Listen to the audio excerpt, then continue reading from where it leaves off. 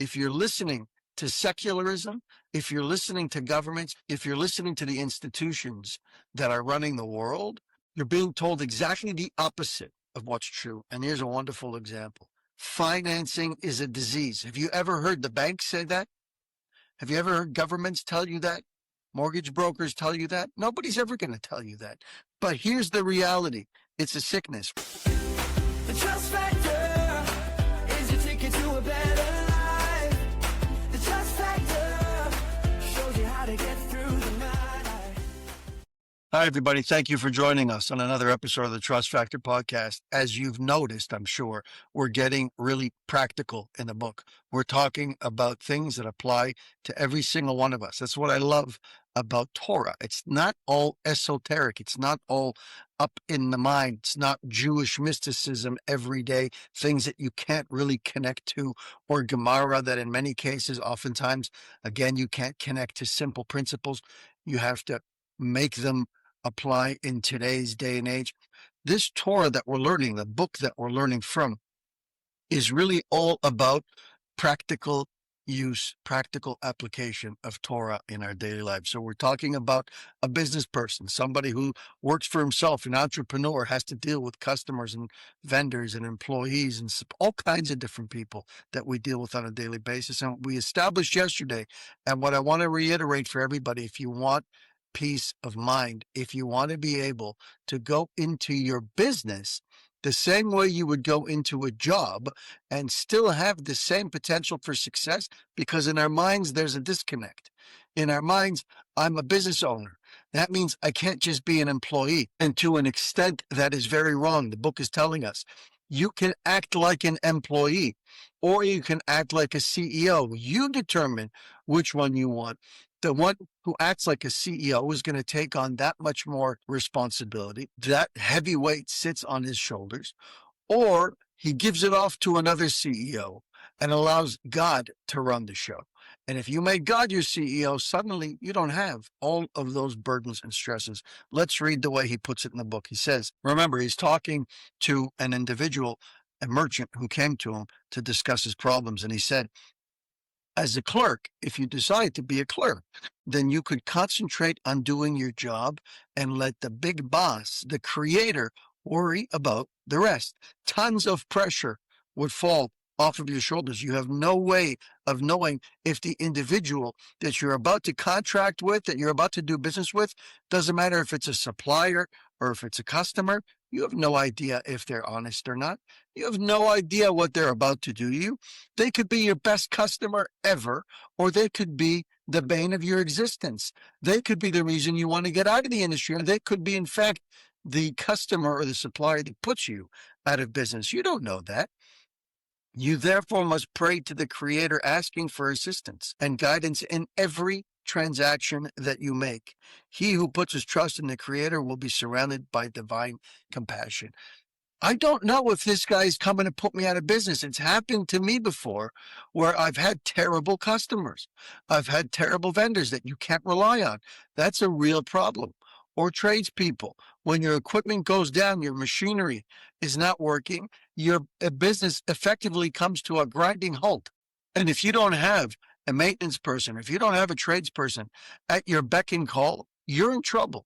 You're in real trouble. And even if you do, even if you outsource it, now you've got people coming in to fix your equipment, they can only dedicate so much time and energy to yours because they've got so much to take care of. They've got other customers. They've got an entire business. You're but one customer. And that applies to even your vendors. God who sells you your raw goods or your main ingredients, he's got many other customers. And oftentimes, you're a very small customer. If you happen to be his biggest customer, great. But most of the time, we don't have that, and not with certainly all of our vendors. So you're at their mercy. That's the reality, and you don't know what their agenda is. Or when you get a new customer, here you are thinking, wow, I'd love to have that customer. They would really turn my business around. And they come over to you finally. They come knocking on the door looking for potentially to do business with you. You don't know why. Wait a second. You had a vendor for the very same thing that I'm about to supply you with. You had that relationship for years. I couldn't break in. Why all of a sudden do I have this opportunity? You think they're going to tell you that they left their previous vendor hanging? that they didn't pay their bills, or that the previous vendor of theirs couldn't wait to get rid of them because they were a terrible, high maintenance customer? You'll never know that. You think you're going to call your competition and ask them, and they're going to be straightforward and honest with you? They may say, let him have it. Let them put him out of business. That'll take care of my competition. You don't know. You know who does know? The big boss. So you can decide, do you want to roll the dice in business, or do you want to have the master of the universe, he who controls everything, run the show for you? Either we appoint the creator of the world as the CEO of our company and all of our affairs, our business and otherwise, right? Which would allow us to enjoy a smooth, enjoyable, worry-free life, or we shoulder the problems on our own. We take on those responsibilities, and that comes with all kinds of stress and worries, nerves, and health problems. That all leads to it, my friends. The number one cause of health problems is stress. It is an indirect cause, but really it's a direct cause. If you ask anybody in the medical industry, they'll tell you it's indirect, but it is the impetus. It's what turns your blood and your system acidic, and the body doesn't want acid inside of it. And so when you create that stress, that anxiety, that constant state of worry, whether it's in business or at home or any of your relationships, you end up bringing disease, sickness, illness because of that stress. We're switching gears. In the Torah, it's discussed a concept of lending money. It's not looked upon favorably.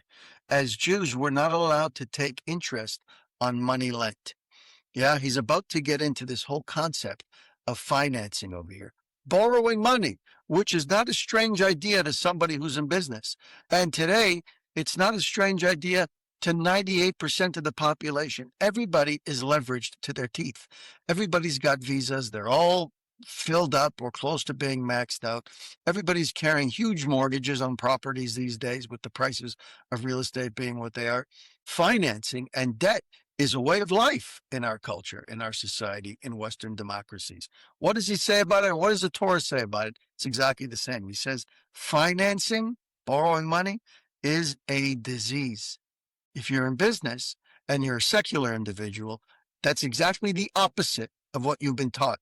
And if you go back to the beginning of this podcast, the many, many times that I've told you that if you're listening to secularism, if you're listening to governments, if you're listening to the institutions that are running the world, you're being told exactly the opposite of what's true. And here's a wonderful example. Financing is a disease. Have you ever heard the banks say that? Have you ever heard governments tell you that? Mortgage brokers tell you that? Nobody's ever going to tell you that. But here's the reality. It's a sickness. Why? The banks are happy to loan money all day long. And look at the interest rates that they charge, or look at credit card interest rates. See what they charge. Most people haven't got a clue when it comes to it. Those interest rates, when it comes to Visa, you're talking about high 20% a year. That means if you're carrying a $10,000 balance on a Visa card somewhere, you're going to spend almost $3,000 a year on interest alone just to be able to carry that balance. And that's every single month. And if you don't pay that interest down, that interest gets added to your current balance. So you're now paying interest on interest at a rate of almost 30%. You understand? That's crippling. That is designed to make you fail. That is designed to bankrupt you. The very same credit card that tells you that they're coming to give you here's this piece of plastic, take it. It'll make your life so much easier. You won't have to worry about coming up with cash. You'll have all this time to pay it. It's going to make life easy for you. That's the presentation. The reality, the exact opposite. It's designed to sink you. What should be coming to mind for you right now? Alma de Shikra, Olam HaSheker, a world of lies. That's how God created it.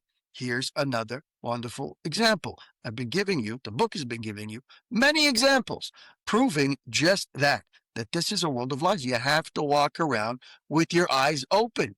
You have to be aware. Credit card companies and banks are in it to profit. And the more money they make, the better. They don't care about you. They don't want you to make money. They want to make all the money. That's the way this world works. He says They are a treacherous entity to trust in. One who borrows money from them doesn't make proper calculations, namely that the cost of financing often exceeds the profits or the opportunity. The ready cash in his hands blinds him and obscures his better judgment, especially when you're choked out. We were just talking about that, especially when you're having a hard time staying above water, keeping your neck above water. What do? Somebody sends you a lifeline. I'm going to give you access to some financing, a line of credit, a visa. Doesn't matter what the rate is. I don't care. I'm not even listening to the rate. I just need that lifeline. I need something to help me breathe. So you take whatever's there, or there's an opportunity to invest in a home, in a piece of real estate, or something else that you don't have immediate financing available for, and somebody offers it to you. It is very enticing, so much so that oftentimes we don't do the math. We don't even stop to think, can I afford to repay it? What happens if I don't? What happens if everything goes south? What are my options, right? Who's coming after me? And what is my recourse? These are things that you need to take into account. Now, there are extenuating circumstances often. One of those was not long ago when we had COVID. We needed COVID relief. Those were government programs. Here's another wonderful example. Government programs where they said, we're here to help. We're here to help. Everybody's getting a little stipend to help them to get through. And then what do? Just a few short years after COVID, which is something I said while they were giving out the money, they come back to collect. They come back knocking on the door. No. We don't think you fit the criteria to be able to get any money from us. Why? I wasn't affected by COVID. There was a human being on planet Earth that wasn't affected by COVID? Clearly not. Yeah. Obviously, with the small exceptions, but everybody by and large was affected. No. We're going back. Back then, we were very loose with the money. We just gave it out to be able to help everybody get through. But now we're going back and we're clawing back all of the money that we gave back to as many people as we can. That's exactly what's going on. Another example of Olam HaSheker, a world of lies. What does this say? When you go out and you take money that doesn't belong to you, when you borrow money and you're willing to pay interest, even high amounts of interest, what's the message? Let's say you're a father, and let's say you're worth many, many millions of dollars, and your child wants to buy their first car.